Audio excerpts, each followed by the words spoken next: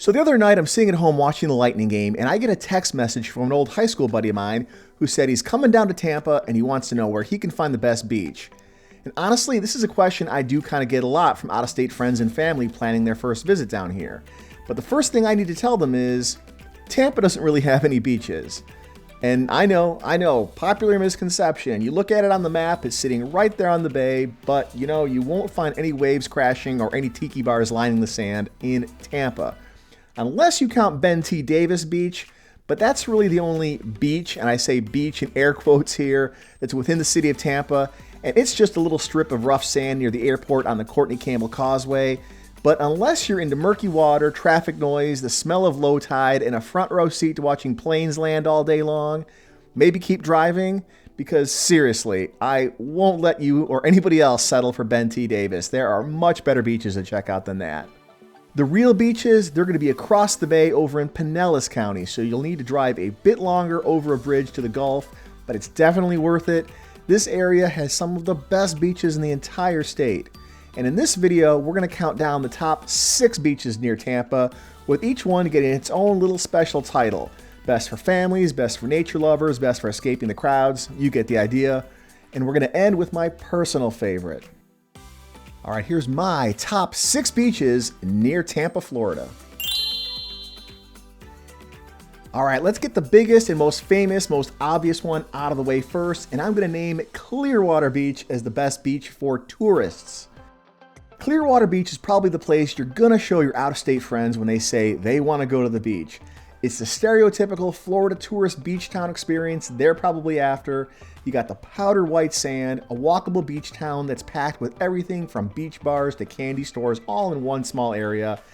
This is the beach for visitors who want the full Florida experience with all the touristy stuff that the locals usually avoid unless they've got guests in town, but it is still fun sometimes to run down there and be a tourist for a day.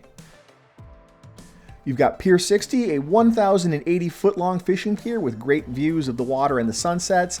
And this place even has a nightly sunset festival with street performers, live music, and artists selling all their creations out here.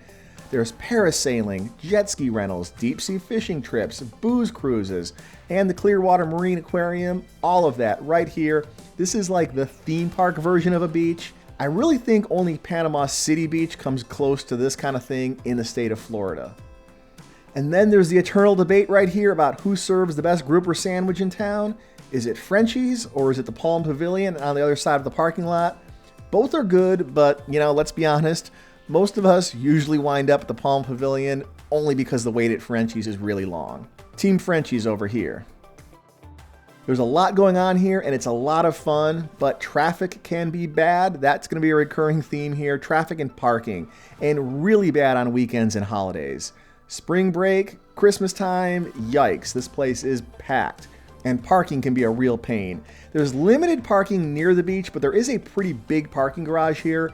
You'll just have to hoof it a few blocks to the beach with all your stuff, and we all know how much fun that can be. So yeah, fun beach, great for tourists, but maybe not the most relaxing way to spend your day if that's what you're after. And I'm going to throw in a little honorable mention right here that's nearby. If the crowds get to be a little too much at Clearwater, just drive a few minutes south over this bridge to Sand Key Park. It's got most of the same gorgeous scenery of Clearwater without all the hustle, and it's usually a lot easier to park, making it a favorite for locals around here. The sand is a bit more coarse than it is over at Clearwater though, which is kind of weird because both beaches are really neighbors. There's only a little pass right here separating the two. But maybe you're looking for a bit of a more relaxed vibe that's not too far from Clearwater Beach. You're going to want to head just a little bit north into Dunedin and go to Honeymoon Island State Park. That is my pick as the best beach in this area for nature lovers. And this place is not just a beach, it's a full-on nature experience. As soon as you drive over the causeway, you're going to feel like you've left the real world behind. This place is part state park, part vintage Florida postcard. There's a long stretch of sandy shoreline that's great for swimming and sunbathing. Fishing and seashell collecting is great here. But the real magic at this park happens off the beaten path. There's hiking trails winding through coastal pine forests, ospreys nesting overhead, and clear Gulf waters where dolphins will occasionally pop up to say hi. It's quiet, it's scenic, there's a big wide beach, and it's especially perfect if you want a beach day that feels like you're in a nature documentary. Lots of seabirds here. It is a great place for bird lovers. I've been out here on weekdays where I've practically had the whole place to myself. The entrance fee is $8 per vehicle, which I think is a bargain for a beach like this. And I think that's part of the reason these state park beaches are the place to be when you're looking to dodge crowds. Because like for some people, that $8 fee is going to keep them away. They don't want to pay $8 to go into the park, but they're perfectly happy dealing with parking and traffic hassles at the other places. I'm not sure I understand that, but that's my theory anyway. There's a dog beach here, so if your furry friend likes to surf, they're more than welcome here too, but just keep them on the trails and yourself as well. This park is known for lots of nature, but that does include rattlesnakes. And as an honorable mention while we're in this neighborhood, I'm going to briefly mention Calidisi Island State Park. This park is right next door to Honeymoon, and it's one of the last undeveloped barrier islands on Florida's Gulf Coast, and it's easily one of the most stunning. In fact, it was ranked the #4 beach in the entire US for 2024 by Dr. Beach. That's the code name of Dr. Stephen Leatherman. He's a coastal scientist who's basically like the Michelin guide of shorelines. Out here, you'll find no cars, no condos, just powdery white sand and clear water. You can take your own boat or a ferry to it from Honeymoon Island, or even paddle your way over in a kayak if you're feeling adventurous. But I'm only making this an honorable mention instead of one of the top 6 because this place really got hammered by the 2024 hurricane season. And as of April 2025, when this video came out, the ferry service and island facilities like the bathrooms and boat slips still haven't reopened. So for now, the only way to get out there is by your own kayak or by beaching your own boat. So if you're watching this in the future, first of all, hello from the past, and be sure to check the latest updates before you go. I'll drop some helpful links down in the description. For these next few, we're going to go on one of my favorite little drives in this area and head south down Gulf Boulevard to the best hidden gem beach on our list, Indian Rocks Beach. Now this beach is like your laid-back cousin that doesn't really need to show off.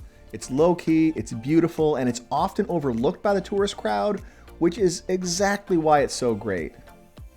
Now this beach is actually kind of hidden behind all of these little beach cottages, homes, and little boutique hotels along the beach.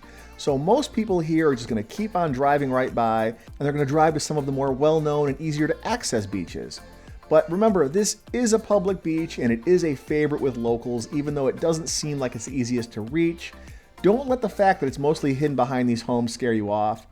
Now, you will need to use these little beach access points that are tucked between the neighborhoods here, but once you're here, it's a short and easy walk to the sand. No giant hotels, no chaos, not a whole lot of touristy stuff right around here. Just a chilled out stretch of soft sand and warm Gulf water. There's parking, but not too much, so go early or go on a weekday, or even better, ride a bike in from wherever you're staying nearby. This is kind of in the locals neighborhood or where people do beach rentals and stuff like that. The beach is perfect right here if you want to kick back with a good book, just relax, take a long walk, or snag a sunset dinner at a spot like Guppy's or Keegan's. And if you've ever said the phrase, I just want to get away from people, Indian Rocks might be your new favorite place. Next, we're going to continue driving south on Gulf Boulevard, past beachfront homes, little hotels, little beach bars, seafood shacks, and through neighborhoods that look like they haven't changed in years. And we're going to make a stop at our favorite beach for laid-back, old Florida vibes, Treasure Island Beach.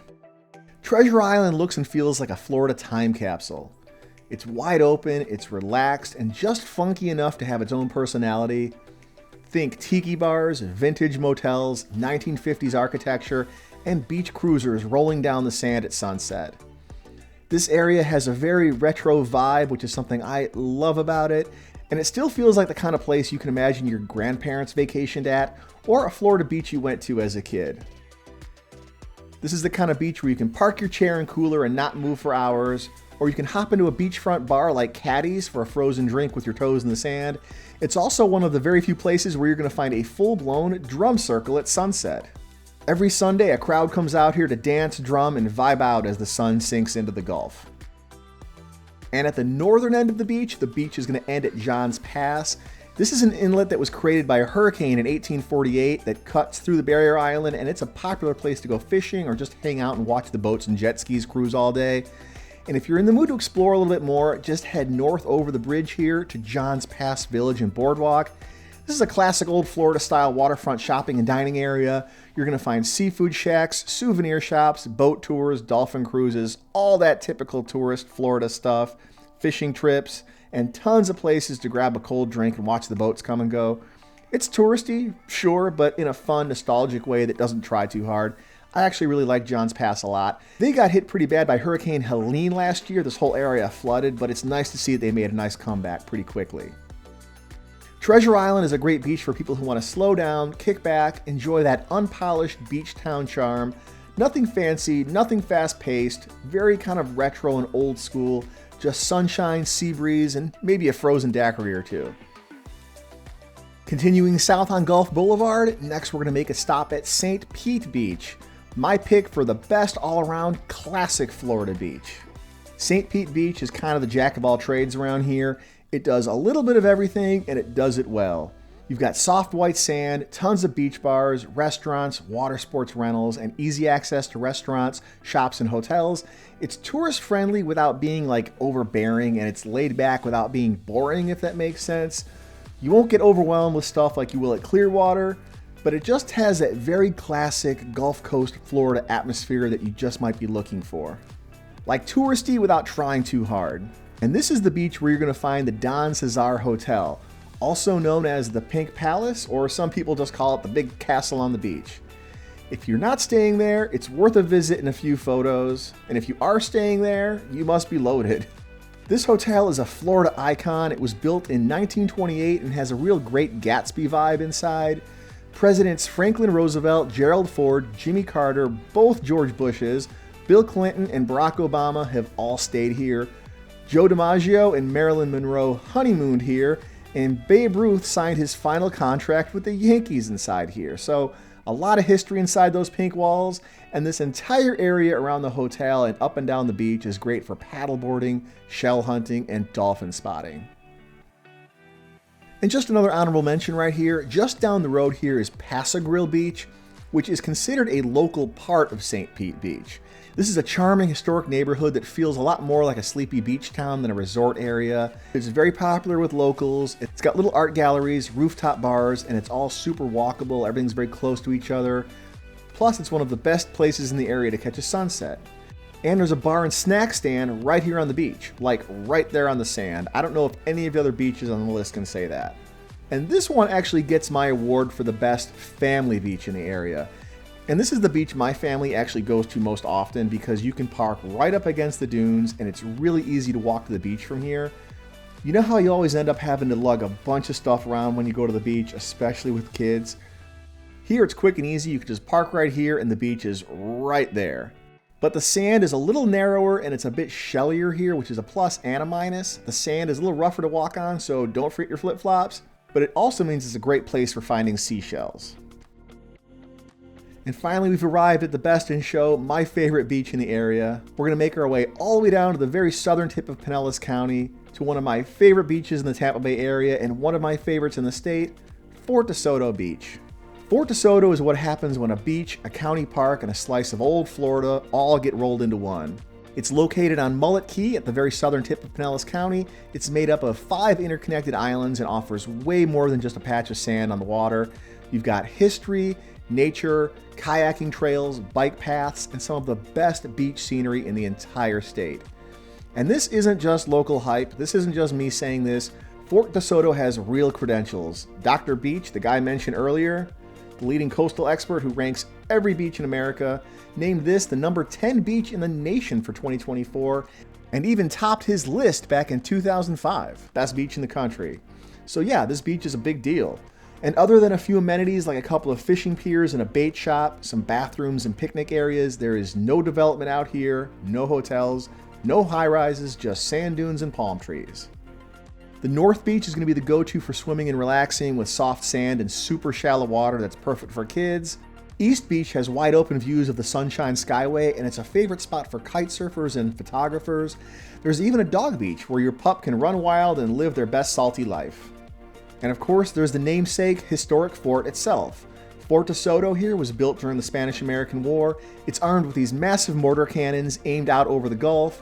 You can climb through the old concrete bunkers, you can walk the perimeter, you can go up on top for a beautiful view. I love doing that whenever I'm here. I love going on top of the fort. So this is just a really interesting and cool place. It's not just a beach, but you also have this really cool fort here too. And another thing I love about this, and it keeps on coming up, is the parking. It's usually not too hard to find parking in this park because they do charge you. And you know, like I said earlier, whenever you have a fee like that, it does tend to filter some people out. And it does cost $6 to park here. But you know what? It usually isn't too hard to find a spot, even on weekends. Maybe not on like a super busy holiday weekend, but usually you won't have too much trouble here. All right, so those are my 6 favorite beaches in Tampa, each with their own personality and purpose. Please let me know in the comments what your favorite beach in this area is. Did I list it? Did I not? Did I avoid it? Are you happy about that? Are you going to keep it a secret? And if you like this kind of stuff and you want to learn about more fun Florida adventures from the theme parks to the state parks, please like, share, subscribe, maybe tell one other person about this video, and check out our Patreon. If you do, you might see your name at the end of the video right here. Talk to you next time.